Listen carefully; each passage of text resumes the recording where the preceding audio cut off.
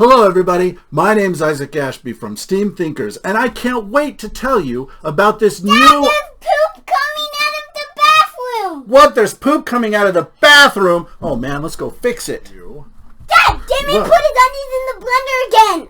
Again? That little stinker? Opportunity for you. Dad, Puppy ate my lunch! Puppy ate your lunch? Well, now what are we going to do? That I am Dad, so... Dad, the TV won't turn on!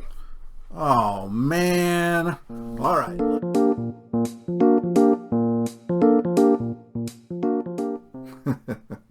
Is this you? Seriously, is this you? Do you have kids who cannot solve their own problems?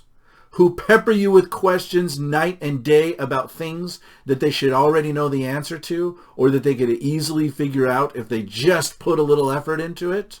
Well, you've come to the right place.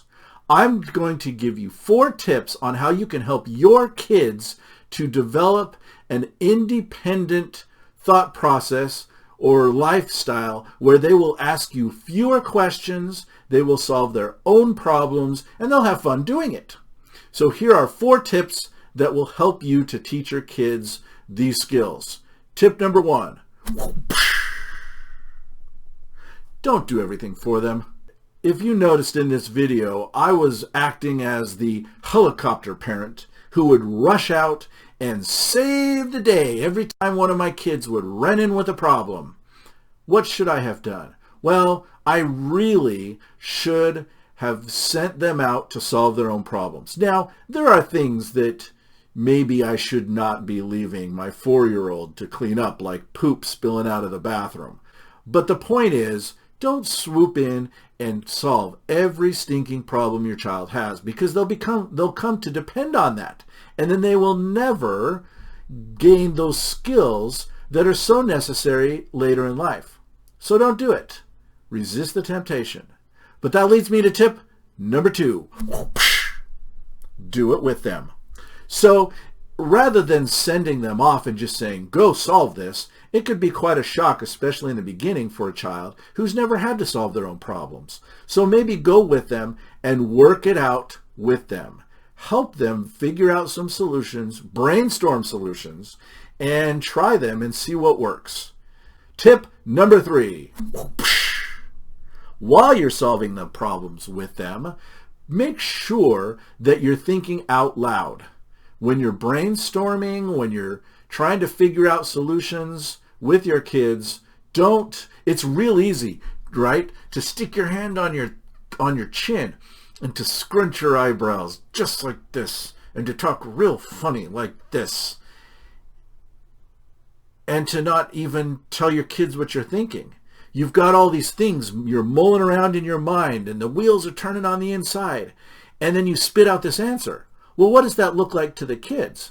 Well, all they see is you think for a minute and you come up with an answer, and they think, wow, he's so amazing. But they're never going to learn the thought processes if you don't model that for them.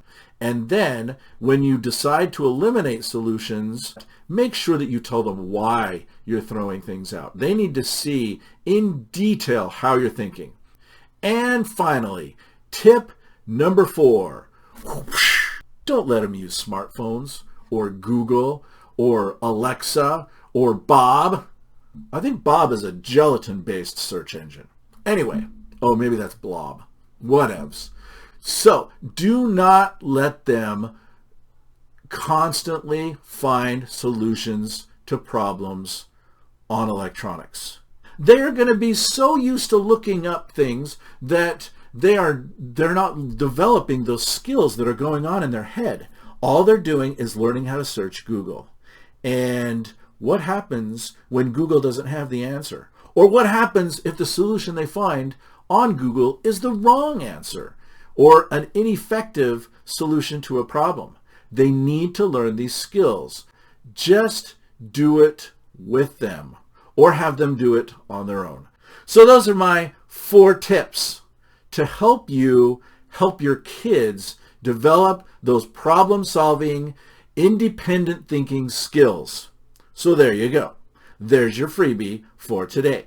If you're looking for more information and you want to really develop these skills and fine-tune them, that is the specific reason why we built and designed Brain Builders, so that you could help your kids develop these really fine thinking skills. We do this through activities like building cars and mechanical hands and paper airplanes. We do scientific experiments and growing plants with Pepsi and Dr. Pepper and stuff. We also do it with challenges like egg drop challenge. Ooh, where you drop an egg and you try not to break it. That's a pretty fun one, by the way. So we help your kids develop these skills in a very targeted way. And they even design their own board games. It's so much fun. Kids love it. They'll have a great time, and unbeknownst to them, they'll be learning and developing these amazing life skills. Thanks for watching this video, and I hope to see you on the inside of Brain Builders. This is Isaac Ashby. See you later, folks. Whack me.